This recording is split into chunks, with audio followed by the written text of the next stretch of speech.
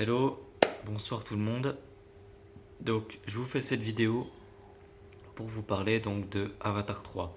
Je suis allé voir Avatar 3 en salle aujourd'hui et voilà, je voulais vous parler un petit peu de mon ressenti vis-à-vis du film, les points positifs, les points négatifs, les axes d'amélioration.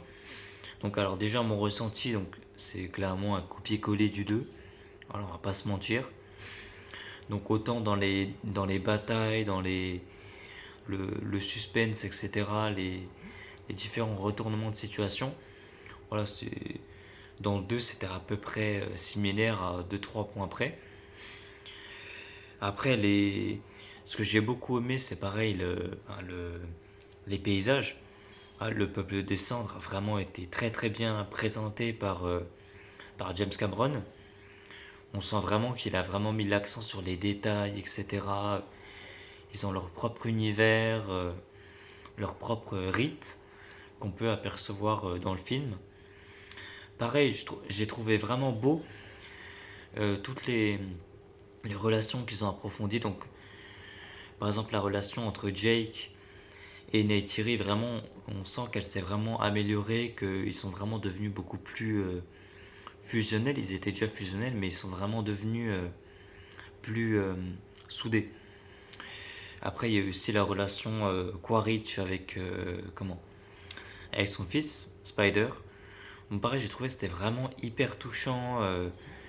Quaritch, on sent vraiment que il considère Spider donc, comme son fils en fait, et il veut vraiment pas l'abandonner, le laisser aux mains du Jake Sully. En fait, il veut vraiment pas que Spider devienne un Navi. Voilà, parce que lui, il déteste les Navis malgré qu'il soit dans un corps de Navi.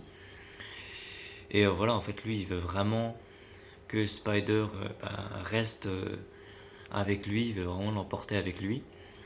Et franchement, j'ai trouvé ça hyper beau, hyper touchant, leur relation. Et pareil, la relation que Spider a avec les Navis, c'est vraiment une connexion hyper profonde que j'ai vraiment trouvé touchante en vrai. Et il y a eu plein, il y a eu plein de passages hyper touchants. Bon, je vais pas m'éterniser là-dessus parce que sinon la vidéo durerait 10-15 minutes. Mais non, franchement, pareil, les passages avec les Tulkun. Enfin, franchement, c'est hyper touchant.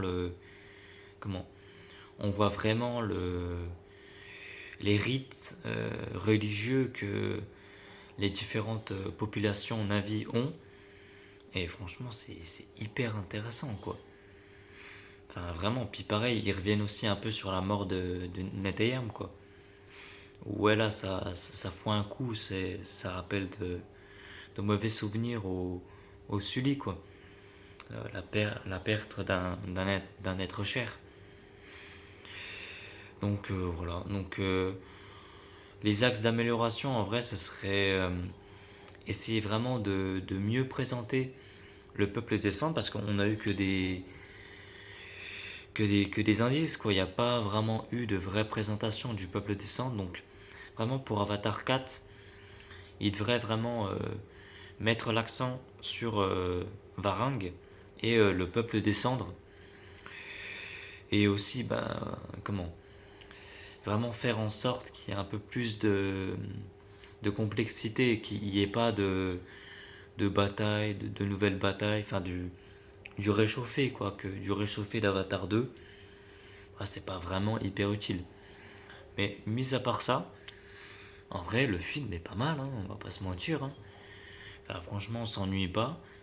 Il y a deux trois moments de battement, mais sur 3h15, ça représente quoi? Peut-être 5% du film, c'est rien, quoi. Donc voilà, donc franchement, expérience plutôt positive. Hein. Je suis ressorti vraiment émerveillé de Avatar 3 et vraiment, je vous le recommande d'aller le voir. Allez le voir vite en salle, vous serez vraiment pas déçus. Et si vous êtes un fan de la franchise Avatar, allez-y. Franchement, je vous recommande.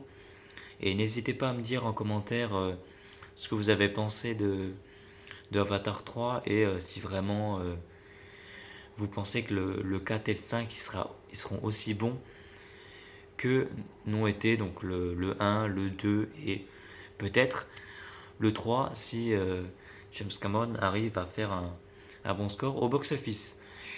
Voilà, bonne soirée à vous. Rêvez bien, rêvez grand.